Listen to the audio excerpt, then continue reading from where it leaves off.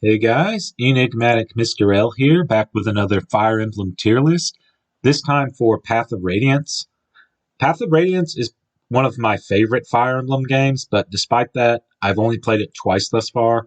The first time I played it, I did normal mode just because I was still relatively new to Fire Emblem, wasn't sure how difficult the game would be.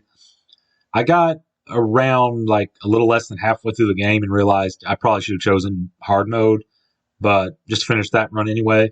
Some odd months later, I did one run of hard mode and enjoyed it even more. I'm not the most knowledgeable about the meta of the game, highly skilled, optimal plays, but I will try my best to determine which units I think make the game easier.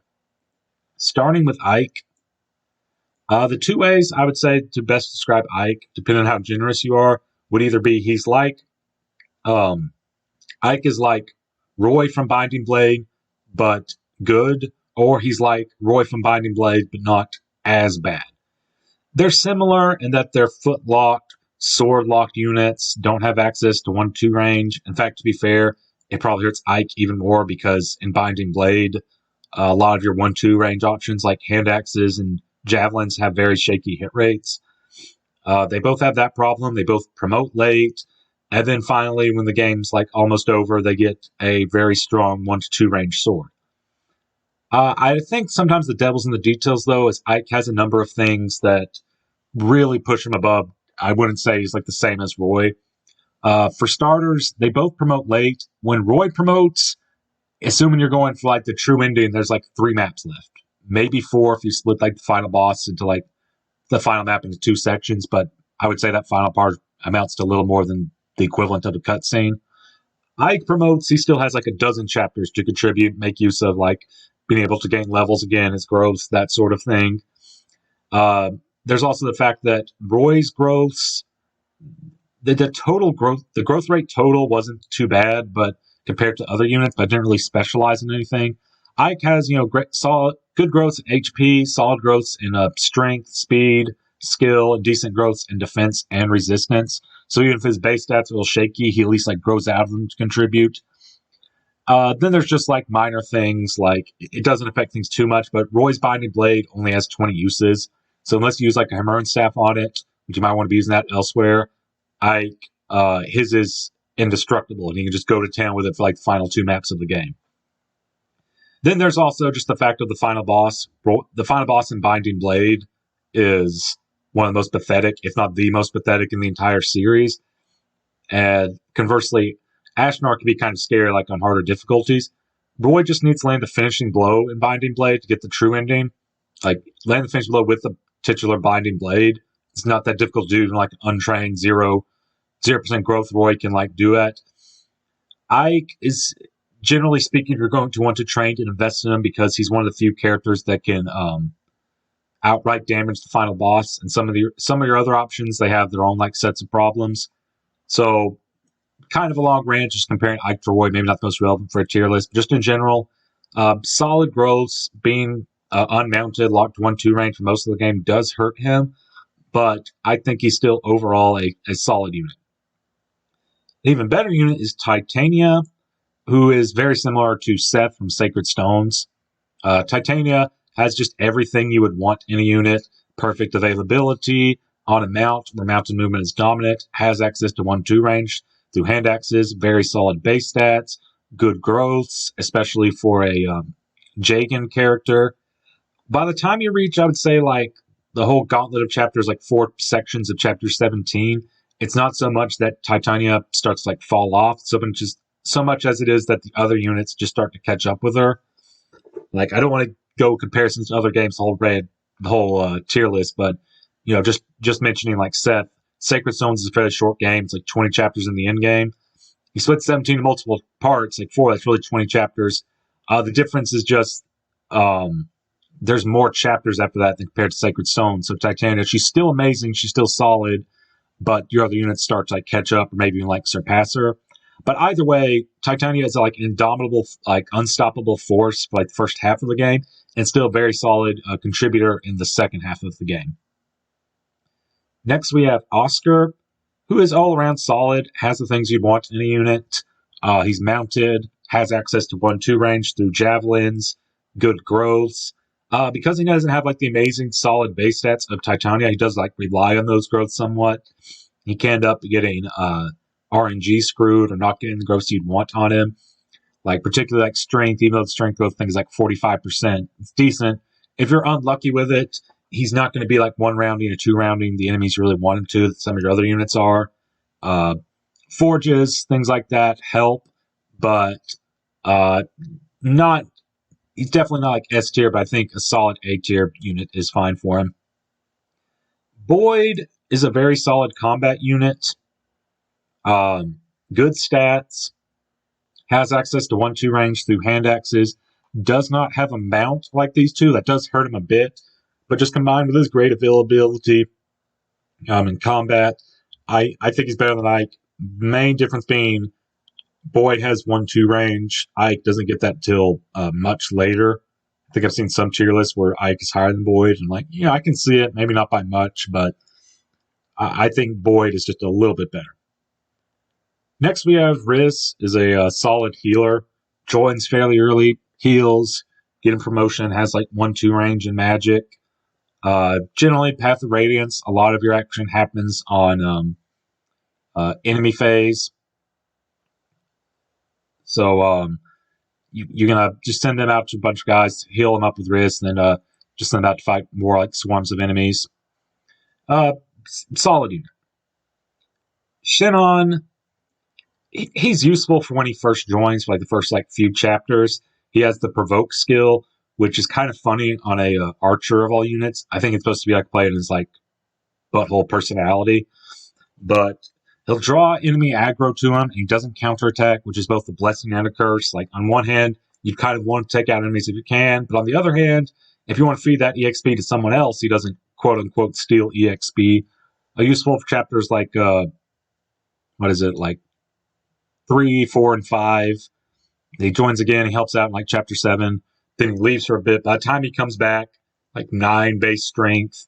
Archers, just in general, like even snipers, are like the best class in this game. They don't have like a solid enemy phase. There's little to no reason to even like bother to re-recruit him. But his contributions to the first few chapters, I think, save him from like F tier. You can even see like maybe C tier, but I think D tier is fine. Gatrie is very similar. Helps out in the first few chapters. Maybe even like not as much as Shinon, but I think Gatrie is more workable if you do decide to use him once he rejoins. He rejoins sooner, can promote to a general, has amazing like defense, even though most of your enemies, or most of your units, they're going to be like tanking enough hits. Like the enemies are weak enough that the defense might not be as needed, but it's still helpful. Just have the general like armor knight problems, low movement, low speed. You can see maybe D tier. I just think joining like just those like chapters earlier. I think he joins in like chapter is it like 13? I think it's like chapter 13. He joins in like chapter 18, and again like 17 is multi-chapters. So if you're going to use like the long-term, Gatrie is much easier in that you might have better all-around options, but he's still solid enough if you want to use him, or just use him for his few chapters. I think that's what separates him like a tier higher than Shinon. Soren, I kind of just want to put an F tier. Personal experience, I don't have good experience using Soren. The first time I played Path of Radiance, I'm like, oh, early joining mage, want to use a mage, that's nice. His first level up was completely blank. And I still used him for like the rest of my run, but even then, he wasn't amazing. He was like rarely doubling, especially at first. I had to rely on depth to double. Personal experience aside, 1-2 range is good. I've even seen some people put him ahead of Ike, but I just don't feel comfortable with that. Very squishy, as like typical of a mage. If you work with him, you can get him to promotion and he'll start using staves. That's nice. That's helpful. In general, though, he's better investment than maybe some of your like joining like mages that are promoted like sages, just because in this game, if you want to have a unit that uses magic and can heal, you have to train up an early level mage, because I understand the reasoning behind it, even if like it is just kind of hurts. Is just they were trying to avoid like a second pent or overkill like Soleil. Those units just use the knives, which are a pretty worthless weapon type. So if you do want to train him up, have like someone who uses mage and healing, he's a good enough candidate for it. Probably the best overall, but still somewhat problematic. Still not too bad. I'm trying to ignore my biases, want to place him lower. I know he can work, looking at averages, that sort of thing. Solid enough. Mia is a sword lock, foot lock unit like Ike, who joins like 6 chapters later. And unlike Ike, who you need to start like training and investing in if you want to make the game easier, Mia, you don't really need to. She's also, I believe it's something like, since she has like higher speed than Ike, but Ike's speed is probably going to be like doubling or very close to doubling, maybe with the help of like a speed wing. Better speed and skill, but frailer and doesn't hit as hard. Can be made to work. I used her in my first run in normal mode, and it was fine, but she doesn't really offer anything like spectacular, and you don't really have a strong incentive to train her up compared to like other units. Ilyana, kind of want to put above Soren, just because when I used her in my second playthrough, I had a much better time, but trying to limit personal experience aside, Soren does join her earlier. Either way, solid enough mage, 1-2 range, train them up, have healing. Like Soren, just joins a few chapters later. Mist is a solid healer. It's debatable whether she's better or worse than Rhys. Rhys joins earlier. He has more time to contribute.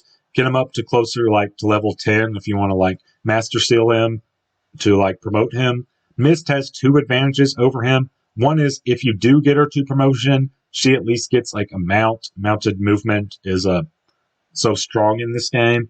And she can make the Black Knight fight easier. That second one isn't really that necessary, because if your Ike is strong enough to, defeat the Black Knight, you can't always choose to leave it, know that he is strong enough, and you can then use something like Wrath Resolve Ike and take down the Pride and Loss, no trouble. Second one, if I had to choose one promoted, I'd rather have promoted Mounted Healer, but the difference, it's not that much. I think Riz's early contributions with healing, more time to shine, more time to raise up his base level, earn him a spot over Mist. Rolf is, if not the worst unit of the game, very close. I know archers generally in Fire Emblem aren't that good. At the very least, something like Gordon from the original Fire Emblem, he has like early game contributions. Rolf doesn't join till chapter 9, which isn't by itself like a major problem. That's not like super late joining or anything. But you just combine that with the fact he has like very terrible base stats. Bows in this game, they don't even do like triple damage. They do just double damage. He doesn't have, in the typical problems in archery, he doesn't have a strong enemy phase in a game dominated by enemy phase. Overall, can be made to work, but you don't really get anything special out of training him, except maybe if you choose like think bows on Oscar, which very limits his potential. You can do a triangle attack with the brothers, which is difficult to set up and more trouble than it's worth. But outside of that, poor base stats, poor class, not really great availability, not much incentive to really train and use him. Then we got Mordecai. Lagoos, they might not be the most useful in this game. Like, interesting on paper and practice, many players just aren't going to use them, bothering like with filling up that gauge. But Mordecai, at least he joins early, and I think what saves him from like somewhere in like C tier, maybe even like single-handedly pushing him up into B tier, is the Smite ability, which has like so many useful setups. Like Mordecai using Smite is probably the best and easiest way to recruit Astrid on turn 1 in her map, or otherwise she dies. Other ways in general, just pushing one more tile that can like add up, that can be the difference in some significant plays. Beyond that, once he transforms, tanky, strong, just has to rely on that Lagoos gauge. Lethe is similar, but I think her gimmick is that she starts the map transform. She can make use of that right off the bat. Trades in some like strength for speed. Does not have the Smite, which again I think that's under C tier. Not terrible, not amazing either. just to kind of, when she transforms, she has good speed, good enough strength, still has to rely, can be transformed the first few turns. Beyond that, has to rely on the transformation gauge, which, isn't always the best. Next, we have Marcia. I've seen some tier lists place her like at the very top. In some situations, I think that is true. Like, I think if you train and use Marcia, maybe like give her some bonus experience, in the second half of the game, she ends up surpassing Titania. But again, Titania, undominable, unstoppable force in the first half of the game, solid in the second half. Marcia, not around for the first like 8 chapters, part of chapter 9. Still usable, still like somewhat for the first half. For the first chapters when she joins, then maybe becomes unstoppable in the second half. I think top of A tier is fine for her, because she does require those resources, maybe a lot of bonus experience. She is a very good candidate for it, like one of the best, but it's still like a resource that could be spent in like other units. And Tatiana barely needs like anything to be sufficient, way more like availability. But just in general, flying, train her up with good stats. Very solid unit, surpasses like even Oscar, who's been around longer. Worth using, definitely. Great unit. Volke, he does like charge 50 gold per lock, but gold is rarely ever like an issue in this game. Plus a lot of stuff you can steal, like physics saves or something, you can end up selling for more gold than what it costs to like unlock the chest or what you stole it for. Decent enough stats. Knives are a very terrible weapon choice in this game, because we haven't gotten to Fates where they actually have like an application of lowering the enemy stats. But even just beyond that, it's not that difficult to maybe like just give him a few kills here and there, level up, because I think the ability to steal in this game is determined by like what your student's weight and his strength. You can't like disarm enemies, but you can at least steal certain things, so there's some incentive to train him at least a little bit. Solid enough like availability. Helps out a lot with his utility. I think A tier's fine. Kieran, as the Cain to the Able archetype, joins later, but even beyond that, still has everything you would look for in a unit. Mountain movement, decent enough stats, sufficient stats, 1-2 range and axes. Very solid unit. Only held back a little bit by not necessarily late joining, but I wouldn't call him like joining chapter 10, like super early joining either. He joins like about like a third of the way through the game, so he still has plenty of time to shine. Brom can be made to work. Maybe if you're Iron Manning, maybe you just want to like bring someone like onto the team or something like that. Just in general, there's like otherwise there's not much incentive to like. Yeah, you can use bonus experience on him as with anyone, but he's not particularly like investing heavily into him doesn't net you something like amazing, like with Marcia or something, because he's still always going to have the general problems of the Armor Knights, with very low movement in a game dominated by movement and like cavalry, mounted units, and very low speed, difficult to double. I think like when he joins, his only like standout stat is like defense with like decent enough strength. Beyond that, I think his stats just like favor what you think his archetype is: HP, strength, defense, terrible speed growth. You can use like the item was like the Night Ward or something like that to boost the growth rates of speed, but generally it's just not worth it. You're better off using it on someone else. Can be made to work, but generally not much incentive to do so. A little bit better is Nephenee, who's still like her overall stats compared to like her join time. They're not super impressive, but has a few things going for her, like much better speed growth. Speed is a better stat. Speed is a highly valuable stat. A little bit more movement, and has the Wrath skill that can come into play in some situations. Definitely not as good. She isn't like Radiant Dawn, and here she's usable, serviceable, but not too much strong incentive to use her. Zihark has the same problems Mia has: sword locked, foot locked. I think if you end up like training her up, give her like a few levels, their stats are about comparable, but you don't have to put in as much like investment if you really want to use like Myrmidon. Just wait a few chapters longer, get Zihark, and then start training them up so your other units get EXP. You don't go through like the hassle of training her in those few chapters. Serviceable enough, like on player phase, can use like the killing edge, think decent like sword rank. Just overall outclassed. Sothe has some niche uses, or not necessarily niche, but maybe like there are chapters, maybe like shortly after he joins with all those like chests where he can unlock them. He doesn't charge gold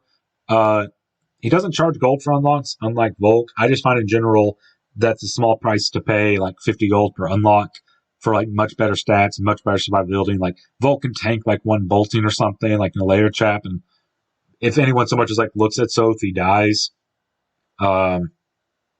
Still has his uses here and there. There are situations where you might want more than one thief, but in general, if you just want one, Volke definitely gets the job done well enough. And otherwise, Sothe doesn't really have much of a use. Jill, very solid unit. Mounted, a good candidate for bonus experience. Flying, just, how strong like Wyvern Riders are, Wyvern Lords in the Fire Emblem series are. First time played Path of Radiance, I just used Marcia. Then second time I didn't use Marcia, just used Jill instead. You do get like an item that protects them against bow damage in like a chest in like chapter 16, I think. And you could make the argument just to use one or the other because that'd be easier. Or you could just use both and just whichever one doesn't have that item, just be very careful, be a lot more careful with them. Either way, solid stats, growths, good investment for bonus experience, mounted, game dominant movement, has access to 1-2 range. Very solid unit. Astrid, she's mounted, but she misses out on A tier for like two big reasons. One is just her starting weapon type is bows, so she doesn't have any sort of like enemy phase to speak of. So no enemy phase. Then just beyond that, I think she's like level 1 when she joins, or at a low level. At the very least, I know if you don't recruit her like on turn 1 and like her joining map, she'll end up like just getting like dying on that same turn, dying turn 1. That's why like Mordecai is useful for smite, so that's not the best showing for her. That said, if you can get her to promotion, you can choose between lances or axe 1-2 range or swords for some reason.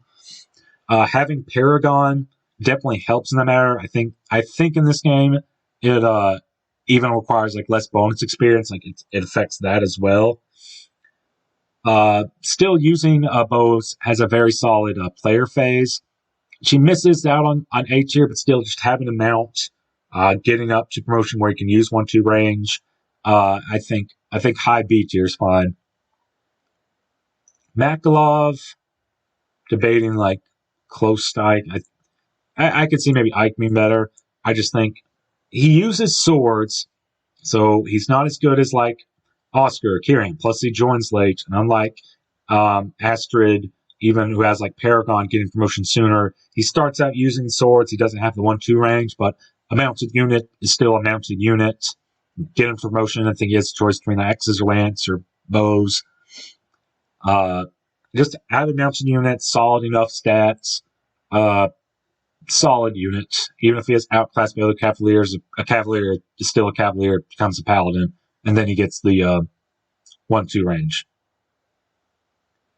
Stefan might be a little weird putting him at like the bottom of B tier, and like these other units have these problems, but just he does have their problems. He doesn't have a mount. He doesn't have 1-2 range, but it's just his stats when you get them are just so good.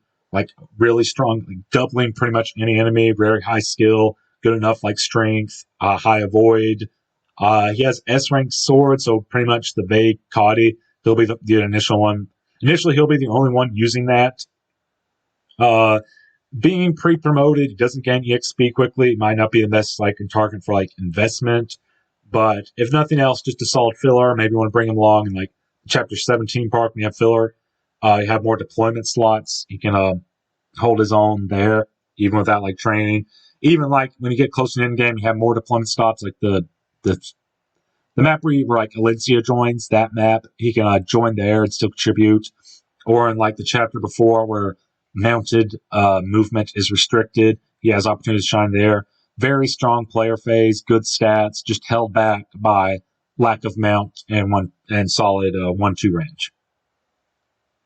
Miriam has the general Laguz problems, but he comes with the dimming band, which does slightly lower the stats. But I think in general, most players, I think it's worth the trade-off, just not having to deal with the Laguz gauge.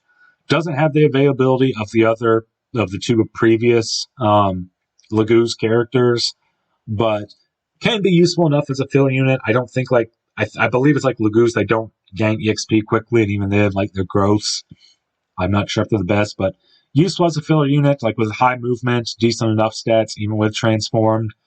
I think C tier's fair. Tormod is interesting. You look at him, his stats for his level are fair enough. Can be trained up to use magic and staves.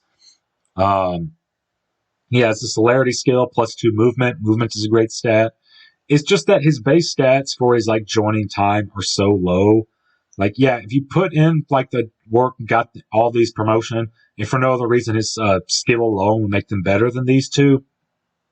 It's just the lack of availability, and then even when he joins, a trained Ilyana or even Soren are definitely going to surpass him. You can't put the work into him. It's just in general, it's not worth it. I think most players are just going to bench him as soon as he joins, which his contribution will be F tier. If you do train him up, he could be C tier, maybe B tier. I think just low B tier is fine. Devdan, or is it Danved in this game? I always get mixed up. Like Nephenee, but already pre-promoted. Has a few chapters to contribute. You can bring him along. You can weaken up or attack enemies here and there. The next map 17. I want to say he's has low speed, often getting doubling. I think when I tried bringing 17, I did have some troubles just keeping him alive, but maybe if I brought him from the beginning, can be made to work. Probably a trained Nephenee is going to surpass him, but he requires less investment. So availability, less investment, take your pick. Tanith, high A tier, debating how much. Solid stats, mounted, flying.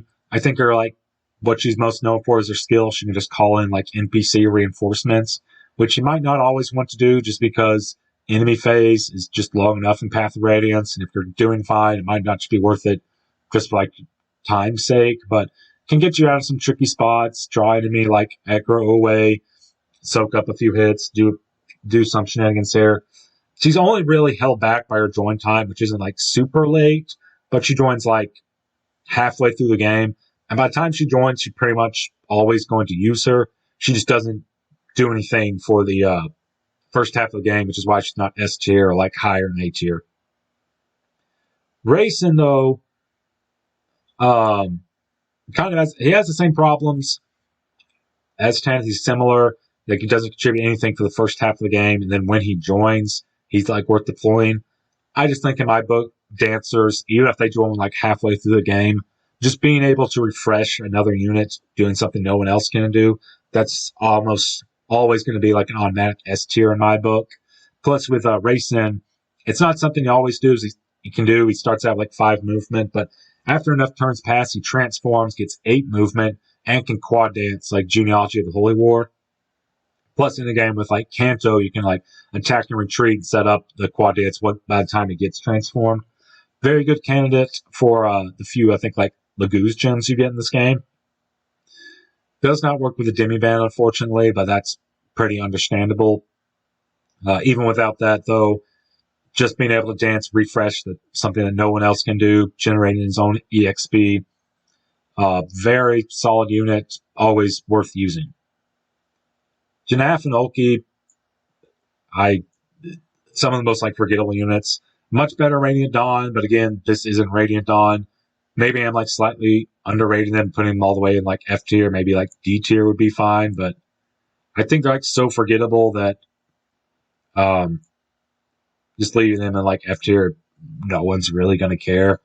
Has the general Laguz troubles of having to deal with the gauge, engage stat. By the time they join, you have enough units, you're your army's pretty much like fine as is. You're pretty much not going to use them. I don't think they even have like Canto like in this game. Could be wrong on that. Overall, maybe not the worst thing in the world, but definitely one of the more forgettable. Calill has solid enough stats like that kind of match, like roughly equal to a trained Soren, Ilyana, or maybe even like Tormod. Held back by just lack of availability. They've had more time to contribute. And two, as I alluded to earlier, sages in this game just have knives, which are a terrible, like second weapon choice. And I get why they did it. Staffs are definitely better, but their incentive was to like train up like a low level mage rather than just dealing with the pre-promoted sage. But there's pretty much never reason to use knives. Even beyond that, though, just or ignoring that for a moment. Decent enough stats to contribute. I think she joins like with the meteor in this game. Can use that a few times. Can use it at base. That might only be Radiant on though. I'm not entirely sure. Either way, solid enough contributor when she joins. If you want like filler, like C tier. Held back by her availability and just not being as good as like a trained Soren or Ilyana. If for no other reason they have stabs as an option. Tauroneo has like the problems associated with being in general, like low speed, speed growth, I believe, low movement, surprisingly decent resistance for a general, has what you'd expect, solid HP, strength, and defense. I think I'm putting in like C tier, maybe like low C tier, just because, well, it doesn't require the investment of Brom, and granted, I think Gatrie's a little better just because early game contributions, if for no other reason, those first few chapters. But if you don't want to use them beyond that, just want a general right off the bat, no investment, you can use Tauroneo. I think what kind of saves him from like somewhere in D tier is he does have the resolve skill, and he can like safely enter below HP because he has a lot of HP in defense. He can wreck house. Still held back though because of his low movement. I'd have trouble getting to set action. But at the very least, like with high build, even if he can't be rescued, you can at least like push like most other like non-mounted units.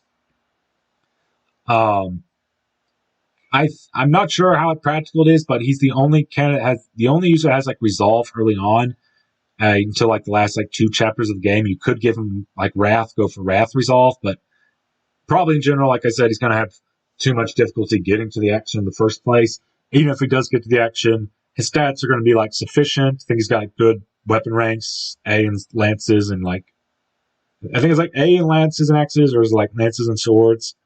I don't remember, but even without resolve, he'll have sufficient stats to do damage, and just resolve alone probably doesn't even need Wrath, but could be a fun gimmicky thing you can do. Again, general problems of, well, a general save from D tier thanks to that resolve skill. Ranulf, slightly better stats when he joins than Miriam. Asura Miriam hasn't gained any levels, so we could use the Demi-Band. It's just they're not by much. Miriam has better availability, and there might be situations where you're still like, maybe like chapter 17, that massive part, we're going to use, you need that kind of someone for that. General Ranulf, he doesn't have those few niche opportunities to sign in his base stats. Now, granted, in like later chapters, like that big skirmish map with like whenever Alencia joins, you might, if you're just using one or the other because you only have one Demi-Band, he'd be a better candidate for that. But even then, because there's so many units you can like deploy there, he's probably not going to contribute much. Just something's better than nothing. G tier's better than nothing, but not joins late and doesn't really have the amazing stats to really make up for it in a meaningful way. Haar, obviously not Radiant Dawn Haar, which is like broken. But still in this game, he's mounted, he flies, got good like strength, I think like skill growth, little shaky speed, can be paired with the speed wing, and then speed growth is fine. Pre-promoted, solid, mainly just held back by he's not super amazing when he joins, he's still solid, and more importantly, when he joins, there's only like a few chapters left. Basttian, like Calill, solid enough pre-promoted sage, but uses knives. Can attack with 1-2 range, solid enough magic. only around for like a few chapters, but, you have worse options. He's filler, but he's fine filler. I think like a little bit better stats than Calill, but less chapters to join. Solid enough. Lucia, she is the promoted swordmaster, and you don't have to invest her like Mia sort of thing, but even then they had much more opportunities to train, to contribute if you wanted to. Lucia joins, there's barely any chapters left in the game. Probably can like be used in like chapter 25 where your mounted units have like movement restricted. That's going to be about it. Sword locked, foot locked, joins late, even like her base stats aren't amazing. Not unusable, but definitely not a good unit. Joffrey is very good when you get him. Solid base stats, solid weapon ranks. I think it's like A in lances, C in bows. Even good growth rates. And even with a few chapters left, he can still make use of those good growth rates thanks to his Paragon skill. And when he joins, you should pretty much use him. It's just when he joins, there's barely anything left.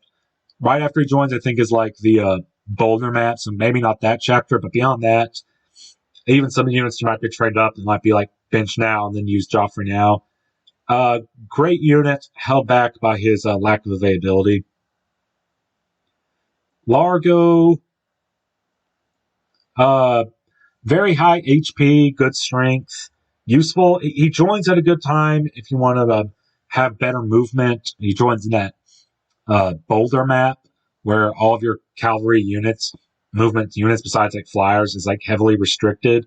He has a good HP to tank, some of like the falling boulders. Beyond that, he might be like filler like in the next map when you have like more deployment slots than usual. Beyond those two chapters though, usable, can be made to work, but not great. Valencia, I think she's useful when you have her. Just having A-rank stabs, high movement, physic, I think Fortify or something similar. She could also use that.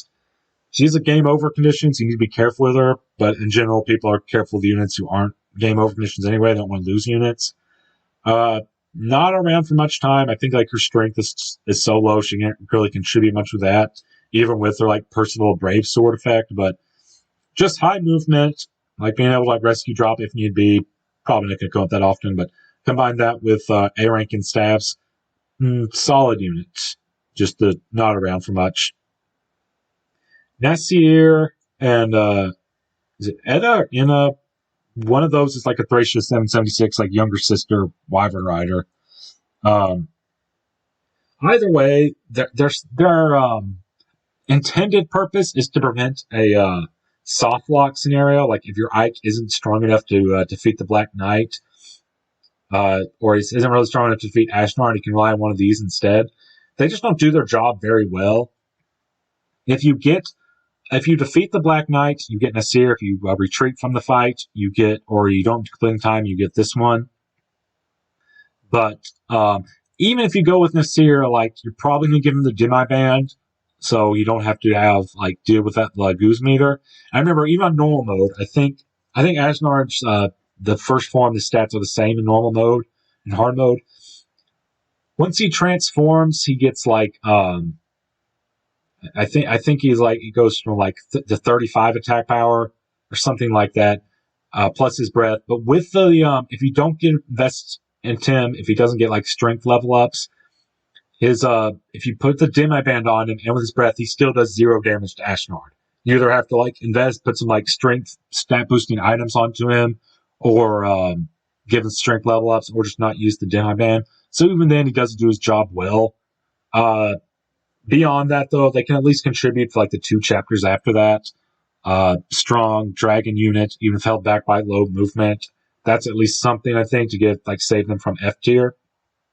There's debate which of these 2 is actually better, because some people say that if your Black Knight isn't strong enough to defeat the Black Knight, you get Ena, and she would therefore be more useful. That means you have to combine Wrath and Resolve under to defeat Ashnard. But if he's strong enough to get Nasir, and that means your Ike is strong enough to defeat Ashnard, you don't really need him. I'm still going to give Nasir the edge just a little bit, because looking at them, when they join, Nasir is like the better unit. I think Ena has like more, Ena has like more growths, or better growth rates than him, and more levels to join, but in general, his base stats, combination of them, he's overall better. And there might be situations where you're pretty sure you take the Black Knight, you still choose to like retreat anyway or something. Like in two identical scenarios, we have the same Ike who's like strong enough. One retreats from the fight, the other one attacks and beats the Black Knight. Everything else is the same. Comparing those two save files, your Ike is the same, but Nasir is like the better of the two. Like if you look at him when he joins, but I mean, I guess I can see it either way. I'm just gonna have to get the edge to Nasir. It really doesn't matter much anyway. They're still like bottom of D tier. Then we got Gifka, Tabarn, and Nasle. I think this is the order in which they're most useful and impactful.